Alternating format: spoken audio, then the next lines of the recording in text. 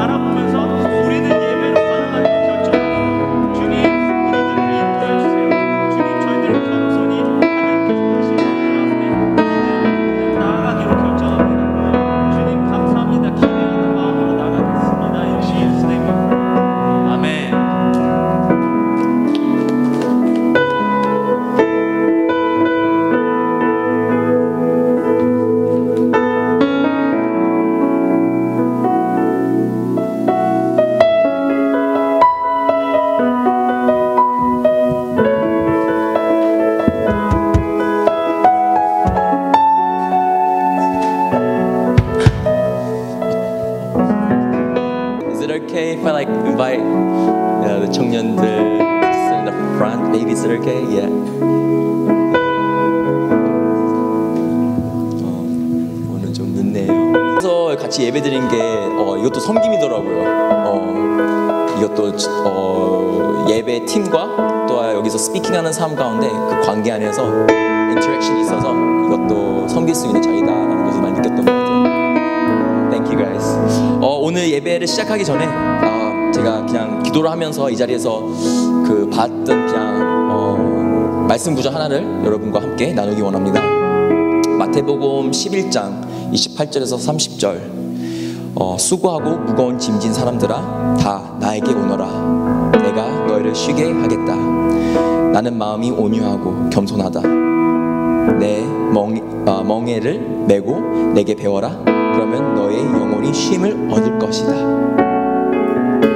내 멍에는 매기 쉽고 내 짐은 가볍다.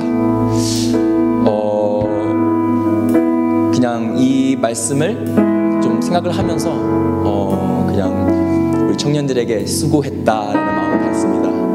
일주일 동안 세상 가운데서 일터 가운데서 친구들과 관계들 안에서 You did well 라고 조심하세요 라는 말씀 받았습니다. So just want to remind you guys today, 교회는 당연히 와서 회개할 자리, 당연히 배우면서 훈련받고 성장하는 자리이지만 또한 is a place of rest. It's a place of rest. 하나님 지쳐 있습니다. 제가 이 자리에서 예배 드릴 그 손도 올릴 그 힘도 없습니다. 내 이웃을 사랑하라고 하는데 그 마음조차도 지쳐 있습니다. 그 무거운 마음을 가지고 교회를 오라고 하는 것 같아요. It's an invitation. Come and rest. 내 품 안에서 rest. 충전을 받고 그 overflow를 통해서 다시 한번 깨닫고 기억함으로써 This is why I stand and I worship you, Father. 그런 예배 회복의 자리가 오늘 우리 성도님들에게 일어나기를 진심으로 믿음으로 선포하고 축복합니다. Can we just pray? Father, thank you that your yoke is easy. Father, thank you that you're inviting us in the prayer and worship. 이제 예배 자리에 지금 초청하는 그 이유가 우리가 주님 품 안에서 다시 쉼을 얻고 that we can rest and refurbish and re-understand why we're doing what we're doing. 그래서 주님, 내가 손을 위로 걷어서 내가 지금 예배 올릴 그 힘도 없을 때에 지금 찬양을 해야 되는 그 목소리 자체도 나기 어려운 그 마음 가운데 주님이 그 마음을 이해한다고 말씀해서 감사하고 그냥 다시 한번 내 사랑 가운데 다시 묵상해라, 다시 와라 라고 그 인비테이션을 주셔서 너무 감사드립니다. Yes, Father God, this is the reason why we worship you. 억지가 아닌 내 힘으로 하는 것이 아닌 주님의 성령님 안에서 할 수 있다는 것을 다시 기억합니다. We thank you, Lord, in Jesus' name. Amen.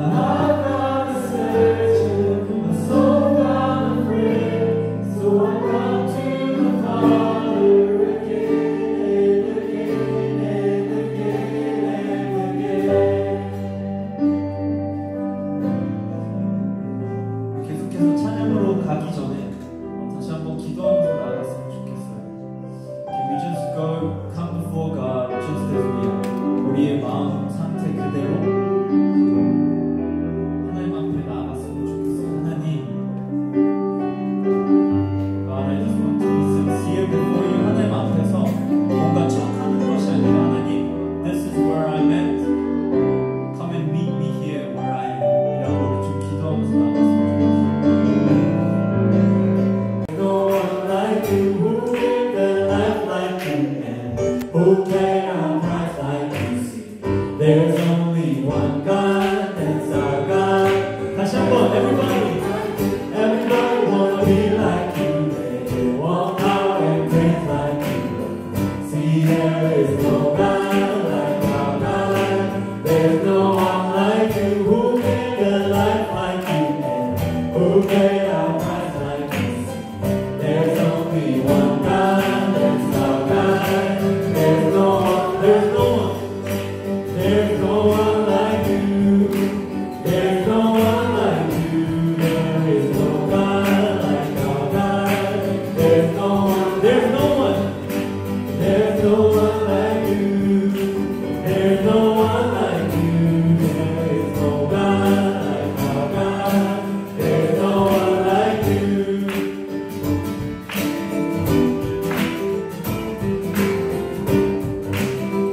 Come on, let's continue to praise our God. Everybody. Everybody wanna be like you, they want power and praise like you. See, there is no God like our God. There's no one like you who made their life like you and who paid our price like you. See, there's only one God, that's our God. Everybody, everybody wanna be like you, they want power and praise like you. See, there is no God like our God. There's no one like you who lived a life like you and who paid our price like you. There's only one God, that's our God. There's no one like you. There's no one like you. There's no one like you. There is no God like our God. There's no one like you. There's no one. There's no one like you. There's no one like you. There is no God like our God. There's no one like you. Chop, everybody. Everybody wanna be like you. They want power and praise like you. See, there is no God like our God. There's no one like you who gave their life like you and who paid our price like you. There's only one God, that's our God. There's no one like you. There's no one like you. There's no one like you. There is no God like our God. There's no one like you, Lord, like you. There's no one like you. There is no God like our God. There's no one like you. 하나님의 말씀은 요한복음 21장 1절에서 6절 말씀입니다. 요한복음 21장 1절에서 6절 말씀 다 같이 봉독하겠습니다. 그 후에 예수께서 디베랴 호수에서 또 제자들에게 자기를 나타내셨으니 나타내신 일은 이러하니라. 시몬 베드로와 디두모라 하는 도마와 갈릴리 가나 사람 나다나엘과 세베대 아들들과 또 다른 제자 둘이 함께 있더니 시몬 베드로가 나는 물고기 잡으러 가노라 하니 그들이 우리도 함께 가겠다 하고 나가서 배에 올랐으나 그날 밤에 아무것도 잡지 못하였더니 날이 새어갈 때에 예수께서 바닷가에 서셨으나 제자들이 예수 있은 줄 알지 못하는지라. 예수께서 이르시되 얘들아 너희에게 고기가 있느냐 대답하되 없나이다. 이르시되 그물을 배 오른편에 던지라 그리하면 잡으리라 하시니 이에 던졌더니 물고기가 많아 그물을 들 수 없더라. 아멘.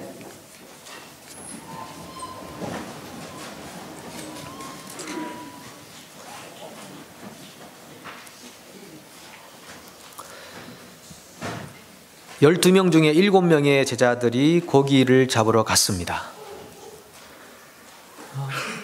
7명이 갔다. 5명은 어디 갔을까요? 이 기사 자체가 벌써 우리에게 보여주는 상상은 제자들이 와해되고 있구나. 하나가 못 되는구나. 흩어지는 가운데 있구나. 이걸 상상하게 만들어줍니다. 그 조직 와해되었어. 항상 뭉쳐다니더니 뿔뿔이 흩어졌어. 이런 소문이 돌기 직전의 상황이죠. 소문은 보통 잔잔한 물결을 타고 흐르지 않습니다. 급 물결을 타고 흘러가는 거죠. 어쩌면 예루살렘 도시 전체에 그 조직 와해되었어. 뿔뿔이 흩어졌어. 그런 이야기들이 벌써 돌기 시작했는지도 모르겠습니다. 그럼 소문은 갈수록 불어나는 거죠. 야, 말도 마라. 다 떠나고 두세 명 남았다더라. 이렇게 되는 게 소문인 겁니다. 거기서 끝나지 않습니다. 야, 두세 남은 사람들이 고기 몇 마리 서로 잡겠다고 밤새 다른 사람 낚시하는 거 방해나 하고 그러다가 결국은 밤새 허탕치고 돌아왔다더라야. 이렇게 소문이 날 법한 그런 상황의 기사가 요한복음 21장의 상황입니다. 이런 상황에, 이런 현장에 부활하신 예수님께서 뚜벅뚜벅 그 이른 새벽에 찾아오신 것이죠. 예수님께서 찾아오시면 어떤 일이 벌어질까요? 예수님이 찾아오시면 흩어진 마음이 모이게 됩니다. 잃어버린 비전을 다시 찾게 됩니다. 오늘 하루의 삶이 의미 있게 변합니다. 어제까지 의미 없다 생각했던 그 시간들이 와, 진짜 내 삶이 의미가 있네. 살아야 할 이유가 있네. 목적이 있네. 그냥 육신적인 생명을 연장하기 위해 사는 게 아니었구나. 이런 것들을 깨닫기 시작합니다. 그래서 요한복음 21장은 회복이라는 과정을 우리에게 설명해 주고 있습니다. 회복. 오늘 우리는 회복이 필요합니다. 하루라는 이 시간이 해가 뜨고 해가 지는, 밝아졌다가 어두워지는 이 과정이 마치 우리 인생 전체를 축약해 놓은 것 같습니다. 태어났다가 죽는 그런 과정이 하루 계속 이어져 가거든요. 하루를 살다 보면은 때로는 내 인생이 흐트러졌구나, 실패했구나, 실수했구나, 망했구나, 이런 느낌을 가지는 때가 종종 있습니다. 난 이것밖에 안 되는구나, 많이 성장한 줄 알았는데 도루묵이구나, 제자리로 다시 돌아왔구나, 이런 느낌을 받는 때가 많이 있죠. 근데 그럴 때마다 우리에게 필요한 것은 회복이라는 겁니다. 그 순간마다 예수님이 뚜벅뚜벅 우리의 삶에 걸어 들어오시죠. 노크를 하시고 예수님은 자신이 여기 계시다는 것을 넌지시 보여주십니다. 어떤 삶의 상황을 통해서든 누군가의 대화를 통해서든 삶에 풀리지 않는 문제들이 풀리는 것을 통해서든 어떤 일들을 통해서든 내가 여기 있다, 함께 있다는 것을 넌지시 우리에게 보여주면서 너희에게 회복이 필요하다. 나는 너를 회복시키기 위해 이곳에 왔다. 그렇게 예수님께서 우리에게 말씀하십니다. 오늘은 그 회복의 세 가지 단계를 함께 나누어 보려고 합니다. 회복의 1단계는 뭐냐?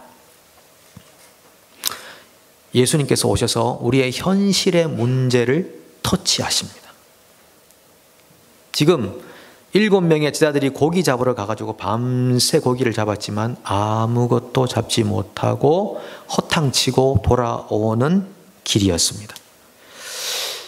제 생각에는 낚시 가서 한 마리도 못 잡고 밤새 수고하고 빈손으로 돌아오는 것만큼 비참한 일도 없다고 생각합니다. 가끔 뭐 낚시 같이 가자고 그래서 간 적은 있는데 빈손으로 돌아온 적이 있었거든요. 이런 낚시를 왜 가나 하는 생각이 제가 있었습니다. 저 낚시 사실 별로 좋아하지 않습니다. 배낚시를 예전에 간 적이 있는데 그 낚시를 넣자마자 고기가 물더라고요. 저는 배낚시 체질인데 갯바위는 별로 안 좋아합니다. 예. 너무 피곤하고 어렵고 힘들고. 근데 배는 딱 하면 다 그냥 내리기만 하면 고기가 다 이렇게 물고 그러더라고요. 그래서 배낚시 체질이구나 이제 그렇게 파악을 하고 있습니다. 예. 근데 한 마리도 못 잡고 돌아오는 그것만큼 비참한 게 없다. 근데 좋아하는 분들은 그것도 뭐 아랑곳하지 않으시더라고요. 뭐 그럴 수도 있지 하면서 또 가시고 또 가시는데 뭐 취미니까요. 좋다고 생각합니다. 근데 제자들이 그렇게 밤새 수고하고 그냥 돌아오는 그 상황을 한번 상상해 보십시오. 제가 한 1년 전인가도 그 목장에서 가신다고 그래서 여기 같이 가신 분들 계시는데 죄송합니다만은 갔다가 그냥 간식만 딱 먹고 돌아온 적이 있습니다. 예. 뭐 고구마, 옥수수, 라면, 커피 이거 막 추위에 떨면서 옷도 가져오셨어요? 없어요? 뭐 끼워주면서 차 타고 돌아오는 길에 뭐 하러 간 거지? 이런 생각한 적이 있습니다. 집에서 편안하게 간식, 고구마, 옥수수, 라면, 커피 드라마 보면서 먹을 수 있는데 찬바람 맞고 체하지 않을까 떨면서 이랬던 그 기분을 상상해 보시라고요. 지금 제자들이 아무것도 못 잡고 그것도 지금 예수님 뭐 배신한 제자도 있고 뭐 다들 도망가 버리고 그 실패감, 좌절감, 절망감인데다가 고기도 안 잡히는 그 상황 안에서 다시 해변가로 돌아오는 상황에 저 해변가에 누가 서성거리고 서 계시는 거죠. 마치 바다 낚시 고기 잡으러 나간 남편을 기다리는 아내처럼 저 바닷가에서 서성거리며 있는 한 사람을 보게 됩니다. 그들이 바닷가에 서 있는 누군가를 봤다는 것은 다 철수하고 지금 돌아오는 길이라는 것이죠. 가까이 해변가로 가까이 왔기 때문에. 그런데 갑자기 그분이 이렇게 말합니다. 얘들아, 너에게 고기가 있느냐? 그러니까, 아이고 말도 마십시오. 없습니다. 그래, 그물을 배 오른편에 던져봐. 그러면 잡을 거야. 하니까 지금 누군지도 모르는 상태에서 그물을 톡 던져봤다는 거죠. 보니까 어마어마한 고기가 낚아로 올라오는 것입니다. 어마어마한 고기. 그때 사도 요한이 알아봤습니다. 주님이시다. 그러니까 사랑하는 사람이면요, 사랑하는 관계면은 또 금방 인식도 빠른가 봐요. 사도 요한이 알아봤다니까요. 다른 사람들 아직까지 못 알아보고. 베드로는 그 소명 받을 때부터 이 일이 있었지 않습니까? 그때도 다 이제 그물 짚고 못 잡고 돌아왔는데 던져봐 해가지고 던졌더니 막 그물이 찢어질 정도로 잡아가지고 그런 경험을 했던 베드로도 이렇게 또 잡으면서도 기억을 못 해내고 있죠. 요한보다 베드로가 또 연세가 더 많았기 때문에 그럴 수도 있겠지만 요한이 다 알아봅니다. 주님이시다. 그러니까 베드로는 또 행동파 아닙니까? 겉옷을 탁 예를 갖추죠. 겉옷을 탁 입고 바다로 첨벙 뛰어들어요. 예수님께로 갔습니다. 회복의 1단계는 우리의 현실의 문제를 터치해 주십니다. 그것을 통해서 무엇을 말씀해 주시느냐? 야, 현실적인 문제, 그거 내가 다 회복할 수 있어. 다 치료할 수 있어. 다 낫게 할 수 있어. 다 줄 수 있어. 그런데 안 주는 거는 이유가 있는 거야. 그걸 지금 예수님께서 보여주시는 것입니다. 왜 현실의 문제에만 매여 있니? 왜 그것 때문에 낙심하고 자신의 존재 자체를 책망하고 살아가고 있니? 그러지 마.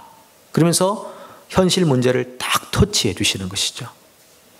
그것이 회복의 첫 번째 단계입니다.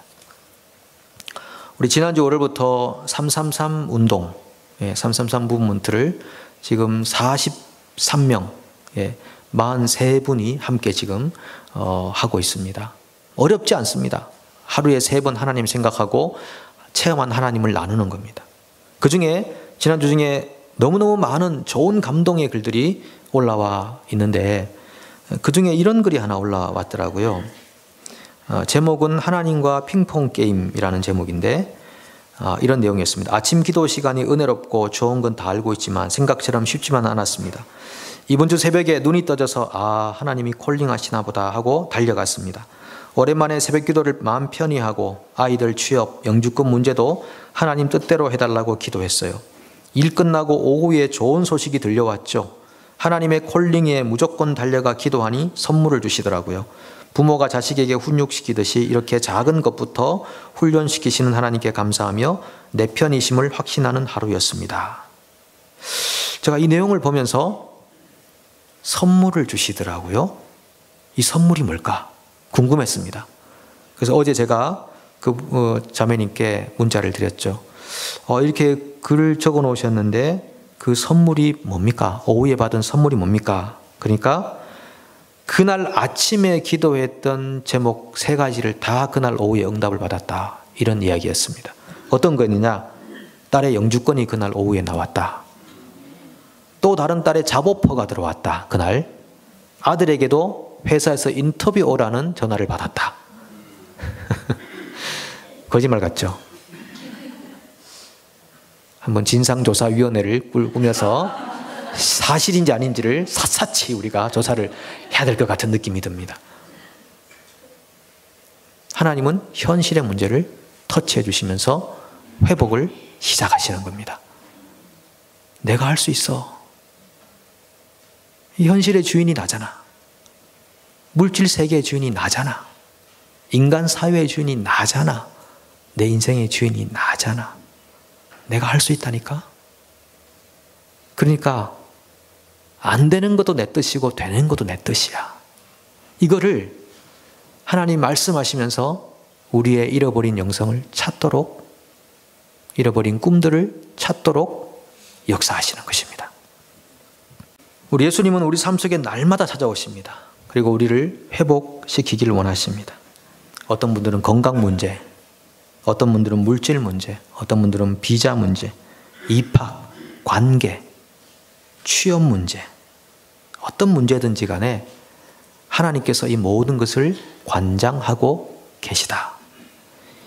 이것을 믿음으로 오늘 우리는 회복의 첫 걸음을 뗄 수 있다는 것입니다. 회복의 2단계는 뭐냐? 지친 심신을 위로해 주십니다. 지친 심신을 위로해 주십니다. 예수님께서 제자들을 위해서 숯불에 탁 생선을 구워놓고 계셨거든요. 예수님 빈손으로 오지 않으시더라고요. 빈손으로 와서 얘들아 뭐 좀 먹을 거 줘봐 이러지 않고 탁 본인이 아침상을 딱 차려놓고 너희들도 잡은 거 있지? 그것도 좀 더 가져와봐. 그러면서 떡을 구워 놓으시고 생선을 구워 놓으시고 제자들이 밤새 고생하고 허탕치고 왔으니까 얼마나 심신이 피곤하겠습니까? 그래서 먹을 것으로서 위로해 주는 것입니다. 여러분, 먹는 문제 굉장히 중요한 문제 아니겠습니까? 우리는 영지주의자들 아닙니다. 영지주의자들은 물질 세계를 하찮게 보는 것입니다. 전부 정신적이고 영적인 것만 다 좋다고 생각하죠. 그런데 이 물질 세계는 하나님이 만드신 세계입니다. 물질 세계를 터부시하는 것은 하나님을 낮은 차원의 하나님으로 낮춰보는 것입니다. 그게 영지주의자들이라고 하는 기원후 1세기, 2세기의 이단들의 그런 기독교 이단입니다. 기독교 이단들이 바로 물질 세계를 하찮게 봤습니다. 그러나 성경은 우리에게 우리의 물질 세계가 얼마나 거룩하고 또 하나님과 연관되어 있는지를 적나라하게 보여주죠. 특히 음식 문제, 우리가 먹는 문제는 우리의 생명과 직결되어 있습니다. 우리의 육신의 생명과 직결되어 있습니다. 여러분의 지금 이 살 있으시죠? 살. 이거 여러분들이 드셨던 결과입니다. 남편의 배를 만지면 안 됩니다. 네. 여러분의 살과 피부와 이 살점들이 여러분이 드셨던 음식의 결과입니다. 그렇지 않겠습니까? 그러니까 음식은 굉장히 중요합니다. 그래서 예수님께서도 가나 혼인잔치에 물로 포도주를 만드시고 최후의 만찬에서 또 음식을 함께 나누시고 또 늘 먹는 자리에서 제자들과 함께 대화하시고 상담하시고 위로하셨던 그런 일들이 성경에 얼마나 많이 기록이 되어 있습니까? 만나와 메추라기를 주시고 우리에게 날마다 이 음식 안에서 하나님의 거룩하심을 보여주십니다. 레위기 21장 같은 데는 우리가 먹어야 할 음식, 먹지 말아야 할 음식들을 철저하게 구별해 주시고, 그건 실제적으로 우리가 뭘 못 먹게 하려고 하시가 아니라 우리의 건강을 위해서 먹어야 할 음식, 먹지 말아야 할 음식을 마치 거룩한 것, 속된 것이라고 나눠서 우리에게 말씀해 주셨다는 겁니다. 그건 하나님 자신을 위해 하는 것이 아니라 우리를 위해서 이건 먹고 저건 먹지 마, 그렇게 말씀해 주셨다는 것이죠. 그러니까 심신이 지쳐있는 제자들을 부르셔가지고 숯불에 구운 떡과 그리고 숯불에 구운 생선을 딱 먹여주시면서 쉬어라, 그리고 회복해라, 그렇게 예수님께서 말씀하시는 것입니다. 그 인류학자인 리언 레퍼포트라는 분이 이 음식을 세 가지와 관련을 시켰습니다. 그러니까 쾌락주의, 영양주의, 영성주의라는 것인데, 쾌락주의에서 음식은 맛이 중요합니다. 뭐 MSG를 넣든 말든 무조건 맛이 좋아야 돼. 이 쾌락주의에서 말하는 음식이죠. 영양주의는 중요한 것은 영양이다. 우리 몸을 건강하게 하는 영양이 중요하다는 것이고, 영성주의에서 말하는 음식은 그 음식이 가지는 상징적 가치를 소중하게 여겼습니다. 예를 들면 6월절이 되면 무엇을 먹어야 되느냐? 쓴 나물을 먹어라. 고통을 연상하게 만드죠. 그리고 어린 양을 먹고 무교병, 누룩 없는 떡을 먹고, 이게 전부 다 음식 안에 상징을 포함시키고 있다는 것이죠. 자, 그렇게 예수님은 제자들을 찾아오셨을 때 이 음식들을 주시면서 지친 몸과 마음을 회복하게 만드십니다. 예수님께서 말씀하시죠. 수고하고 무거운 짐진 자들아 다 내게로 오라. 내가 너희를 쉬게 하리라. 여러분, 안식이 있으십니까? 쉼이 있으십니까? 요즘같이 쳇바퀴 돌듯이 계속 일하다가 지쳐버리는 그런 때도 없지 않을까 싶습니다. 물론 뉴질랜드는 한국적 상황보다 조금 더 나아서 쉼과 여유를 가지고 있지만, 그럼에도 심적으로 쉬지 못하는 경우도 있고 육신적으로 쉬지 못하는 경우도 많이 있습니다. 그런데 회복의 2단계는 우리의 지친 몸과 마음을 쉬도록 우리를 인도해 주시는 것입니다. 요즘 혹시 어떤 건강 식단을 짜서 식단을 가지고 건강을 회복하는 중에 계신 분이 계신가요? 아니면은 정말 밥맛 없는 삶을 살다가 요즘은 정말 무엇을 먹어도 입맛이 돌고 밥맛이 좋은 그런 때를 보내고 계신가요? 아니면 예전에는 정말 힘들고 지쳐있던 마음 상태였는데 요즘은 정말 평안한 마음을 가지고 회복하는 중에 계신 분이 계신가요? 그렇다면 예수님께서 지금 여러분들의 삶 안에 오셔서 2번째 단계의 회복을 진행하시는 중에 계시는 겁니다. 첫 번째는 우리의 현실의 문제를 터치하시고, 2번째는 우리의 지친 몸과 마음을 위로하시고 쉬게 하시고 안식을 누리도록 인도해 가시는 것이죠. 자, 그게 2번째 회복의 단계라면, 3번째는 마지막 사명으로의 초대입니다. You are invited. 이 사명은 어디로부터 시작하는가 하면요, 예수님께서 숯불에 구운 떡과 생선을 준비해 놓으셨는데 뭐라고 하시냐면은 너희가 잡은 것도 좀 가져와 봐, 이러십니다.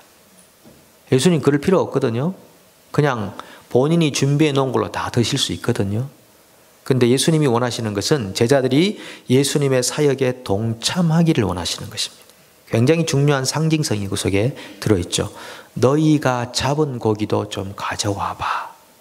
예수님은 혼자 다 하실 수 있지만 혼자 다 하시지 않습니다. 우리에게 나랑 같이 이 일을 하자고 제안하신 분이십니다. 우리가 어떤 일을 하든 간에 그 일이 정말 하나님의 영광을 일이라면 우리는 하나님의 동력자로 지금 초대받아서 사역하며 살고 있는 겁니다. 조반을 드시면서 베드로에게 물으십니다. 요한의 아들 시몬아, 네가 나를 사랑하느냐? 네, 그렇습니다 라고 하지 않고 주님, 당신이 아십니다. 당신이 아십니다. 이걸 3번이나 하죠. 왜 3번을 합니까? 베드로가 3번을 부인했기 때문에 완전한 회복을 시키기 위해서 그 부인한 횟수만큼 사랑을 확인받습니다. 너 나 사랑하느냐? 한 번만 하면 될 텐데 3번이나. 네가 나를 3번 부인했지만은 너를 향한 나의 사랑은 끝나지 않았다. 그리고 네가 나를 사랑하느냐라는 질문에는 내가 너를 사랑하는데 라고 하는 전제가 이미 그 속에 들어있는 것입니다. 나는 너를 버린 적이 없는데, 나는 너를 떠난 적이 없는데, 난 여전히 너를 사랑하는데 너 나 사랑하는 거 맞니? 라고 묻고 계시는 것입니다. 주님이 아십니다. 베드로가 3번 낙담 상태에서 3번 회복의 상태로 가면서 주님이 아십니다. 주님이 아십니다. 그럴 때 예수님께서 사명을 주시죠. 내 양을 먹이라, 내 양을 치라. 여러분, 우리는 누구에게 무엇인가의 일을 맡겨드리나요? 내가 해야 될 일을 누구에게 그 일을 맡겨주기를 좋아하나요? 신뢰할 만하고 믿을 만한 사람에게 일을 맡겨주는 겁니다. 혹시 여러분 일하시다가 왜 이렇게 나만 일이 많아? 그런 분들이 계신가요? 그만큼 신뢰를 받고 있다는 뜻입니다. 요셉이라는 사람을 보십시오. 요셉은 가는 곳마다 일이 많았습니다. 가는 곳마다 총무 역할을 하라고 계속, 심지어는 감옥에 가니까 너도 감옥에서 총무. 그렇게 일이 주어지는 이유는 불평할 조건이 아니라 내가 그만큼 신뢰를 받는 사람이구나. 그렇게 생각할 수 있는 거죠. 예수님 지금 베드로에게 내 양을 치라. 너의 양이 아니라 내 양. 다 내 양이야. 내 양인데 네가 좀 쳐라. 네가 좀 먹여라. 이 말은 지금 베드로를 엄청 신뢰하고 계시다는 것입니다. 베드로 저 자식 저거 맡겨놓으면 또 팔아먹고 양 팔아먹고 정말 양 치라고 하니까 정말 때리고 그런 존재라면 예수님께서 절대 내 양을 치라 이렇게 말씀하지 않으셨을 겁니다. 베드로한테 맡기면 잘할 거야. 잘할 수 있을 거야. 한번 실수했지만 잘할 수 있을 거야. 그렇게 신뢰를 가지고 예수님께서 베드로에게 사명을 주셨거든요. 여러분, 이 사명이라고 생각하니까 막 엄청 큰 것 같지만요, 사명은 그렇게 큰 것이 아닙니다. 예수님께서 우리 각 사람에게 맡기시는 사명이 다 다르거든요. 다 다릅니다.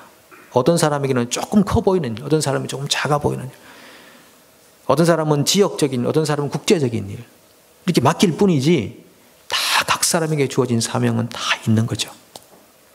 한 분의 이 사명 이야기를 들려드릴게요.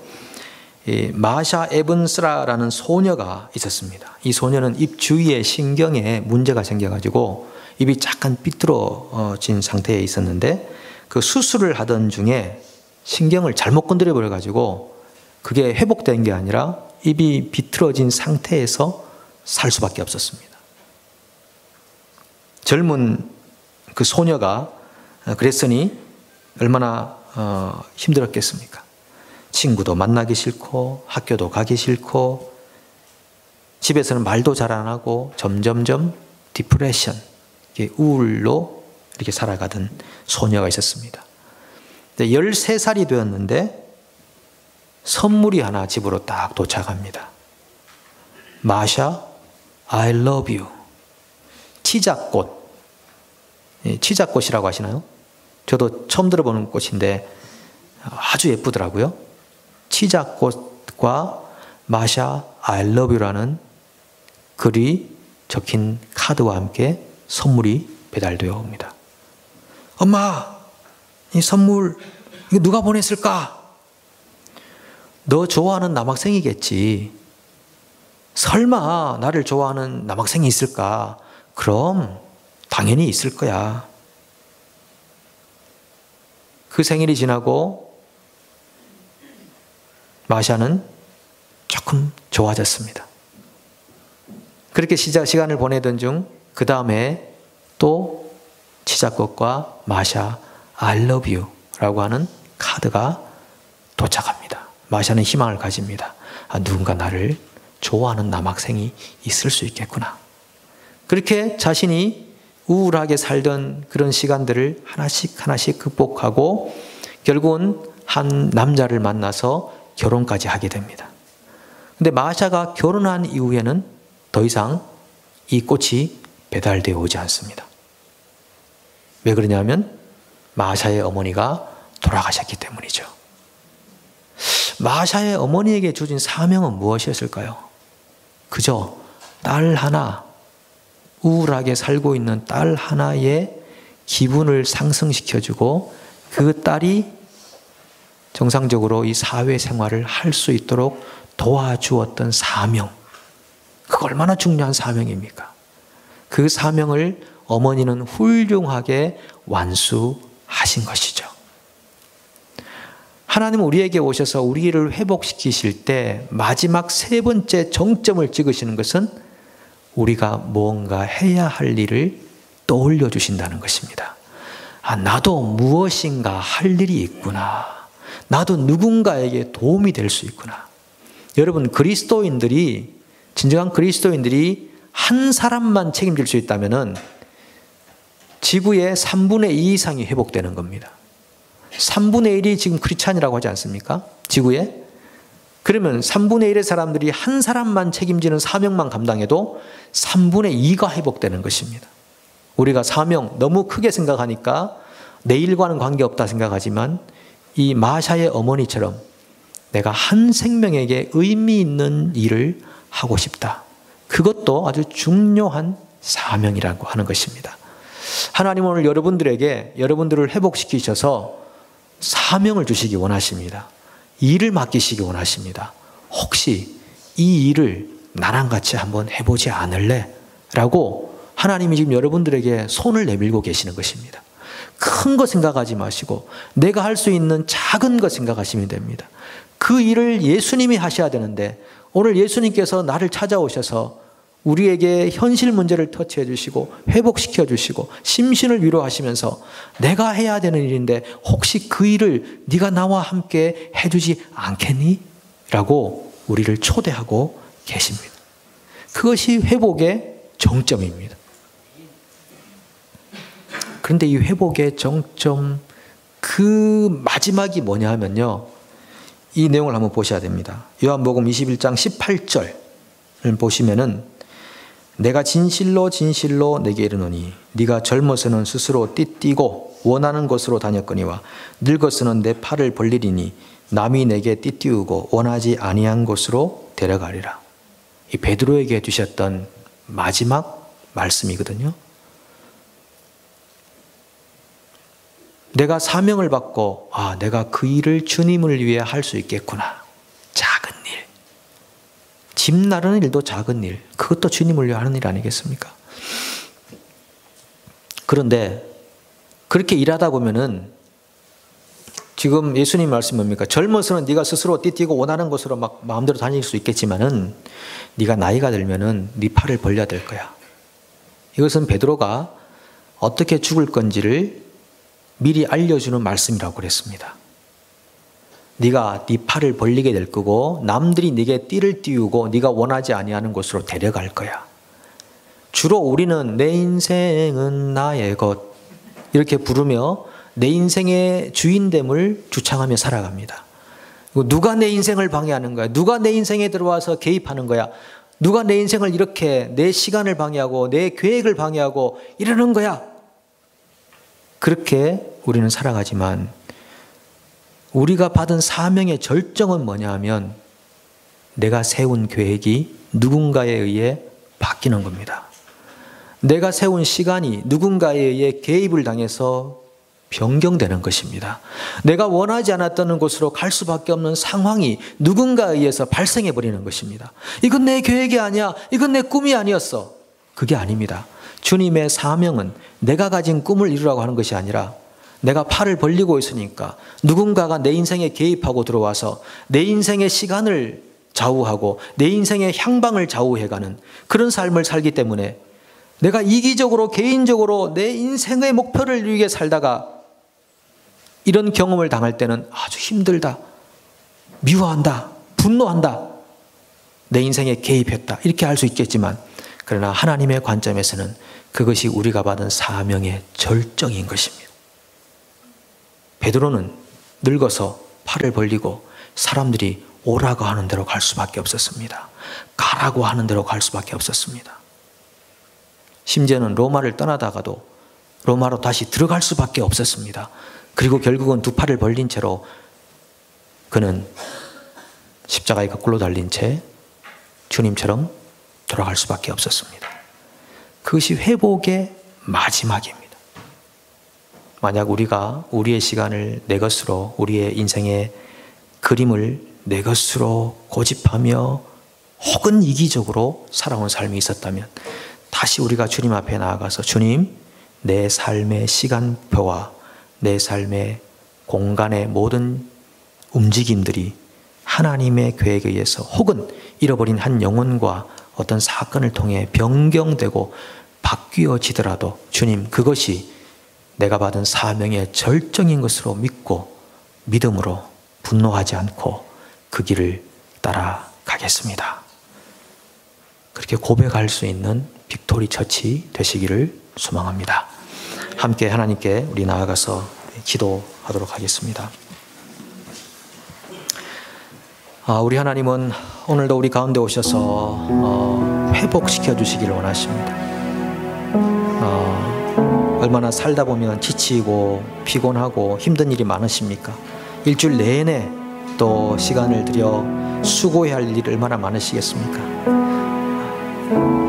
그런 우리의 몸과 마음을 우리 주일 예배에 오시면은 우리 하나님께서 만져주십니다. 우리 영혼을 만져주십니다. 우리 영혼 가운데 생명의 양식을 하나님의 말씀으로 우리에게 먹여주십니다. 오늘 우리에게 찾아오신 예수 그리스도를 마음 열고 활짝 받아들이십시오. 그리고 하나님께서, 그 주님께서 우리에게 회복을 명하십니다. 일어나서 걷자, 뛰자, 나와 함께 이 길을 걸어가자. 이제 쉬어라. 수고하고 무거운 모든 짐들을 내려놓고 나와 함께 이 걸음을 걷자. 그러면 훨씬 더 행복할 거야. 훨씬 더 아름다울 거야. 그렇게 우리를 초대하고 계십니다.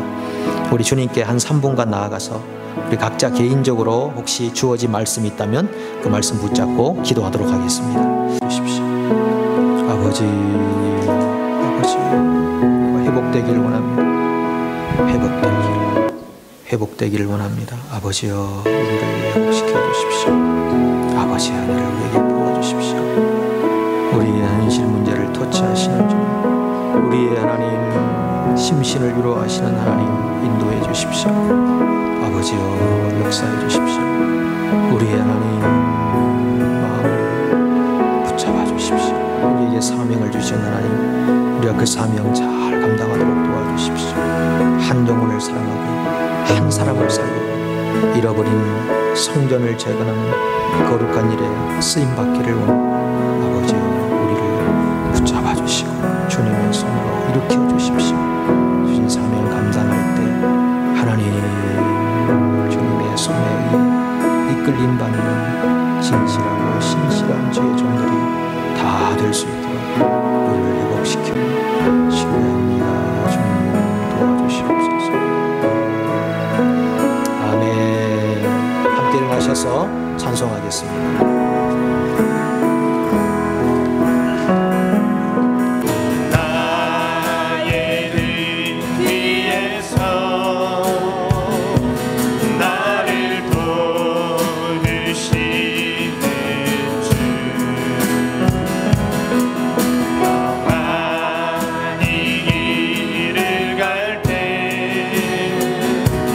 보이지 않아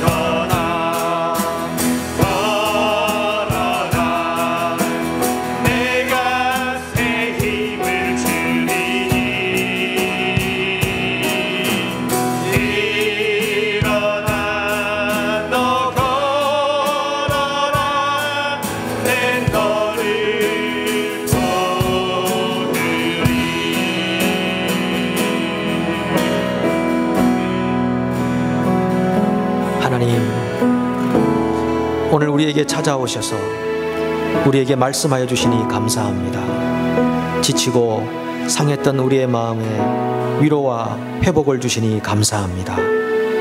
아버지, 잃어버렸던 꿈과 비전을 다시 찾을 수 있도록 도와주시니 감사합니다. 우리 문을 두드리실 때 우리가 아멘, 예스 하고 주님의 말씀을 주님으로 받아들일 수 있도록 도와주시옵소서. 하나님, 우리가 이제 일어나 걷고 뛰고 주님을 찬미하는 백성 되기를 소망합니다. 주님께서 기뻐하시는 일을 감당하고자 하는 열정과 소망과 희망을 주시옵소서. 함께 그 일을 감당할 때 아버지여, 주의 거룩한 영광이 우리 인생 안에 드리워지게 하여 주시옵시고, 우리가 무한한 하나님의 사랑 안에서 다시 용기와 힘을 가지고 모든 실패의 자리, 모든 절망의 자리에서 일어나서 주님과 함께 걸어가도록 인도하여 주시옵소서. 이제는 우리 주 예수 그리스도의 은혜와 하나님의 사랑과 성령의 교통하심이 함께 예배하며 회복하며 주님과 다시 일어나 걷고 뛰고 주의 일을 하기를 소망하는 거룩한 하나님의 백성들 위해 영원토록 함께 계시기를 간절히 축원하옵나이다. 아멘.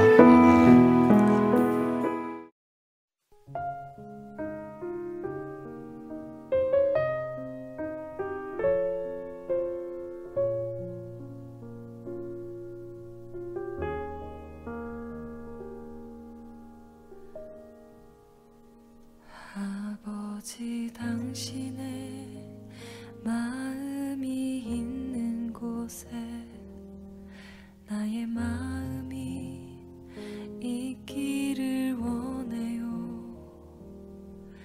아버지, 당신의 눈물이 고인 곳에 나의 눈물이 고이길 원해요. 아버지, 당신이 바라보는 영혼에게 나의 두 눈이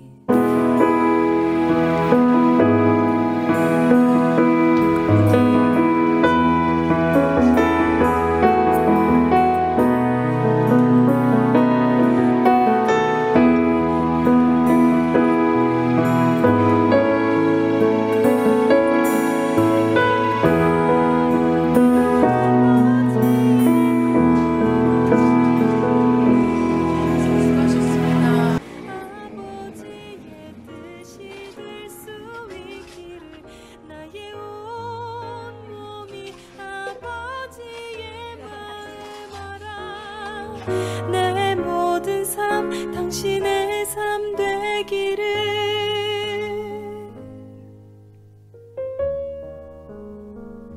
아버지, 당신의 마음이 있는 곳에 나의 마음이 있기를 원해요. 아버지, 당신의 눈물이 고인 곳에 나의 눈물이 고이길 원해요. 아버지, 당신이 바라보는 영혼에게 나의 두 눈이 향하길 원해요. 아버지, 당신